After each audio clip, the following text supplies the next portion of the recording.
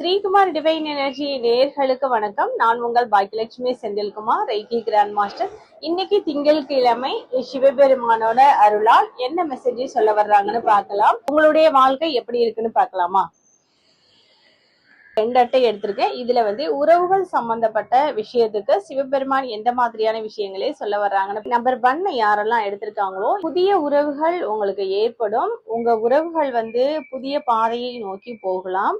ஆனால் நீங்க அவங்க மேல அதிகப்படியான நம்பிக்கைகள் அப்படின்ற விஷயம் நீங்க வைக்காம, உங்க மேல அதிகப்படியான நம்பிக்கை நீங்க கண்டிப்பான முறையில வைக்கணும். நேரங்கள்ல உங்களுக்கு குழப்பமான மனநிலை இருந்தாலும் கூட நீங்க ஸ்ட்ராங்கா நேர்மையாகவே நீங்க பேசணும். குடும்ப உறவுகள் கிட்ட சில விஷயங்களை நீங்க பேசுவீங்க வைப்பீங்க இல்லையா? அப்போ உங்களுக்கும் அவங்களுக்கும் உள்ள அணுகுமுறைகள்ல சில குழப்பங்களோ சில நேர்மறையற்ற விஷயங்களோ பேச வேண்டியது இருந்தாலும் கூட அதெல்லாம் தவிர்த்துட்டு நீங்க நேர்மையான முறைகள்ல மட்டும் புதிய மனிதர்கள் உங்களை சந்திக்க வருவாங்க. அவங்களோட உங்களுக்கு ஒரு நல்ல ஒரு ஃப்ரெண்ட்ஷிப் அந்த மாதிரி ஏற்படுத்தும்.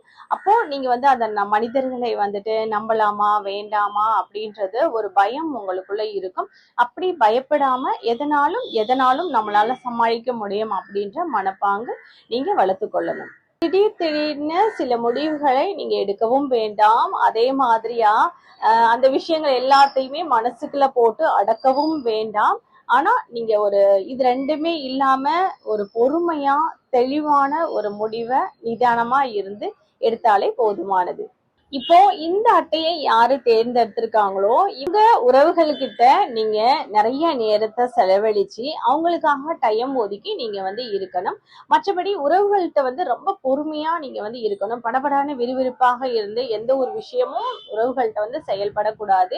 அவங்க கிட்ட ரொம்ப பொறுமையா நிதானமா இருந்து அவங்க உறவுகளை நீங்க மெயின்டைன் பண்ணும்போது கண்டிப்பாக நல்ல உறவு முறை உங்களுக்கு எப்பொழுதுமே உங்களை சுற்றி இருந்துகிட்டே தான் இருக்கட்டும். எல்லா விதத்திலையும் நல்ல உறவுகளே உங்களுக்கு அமைவாங்க.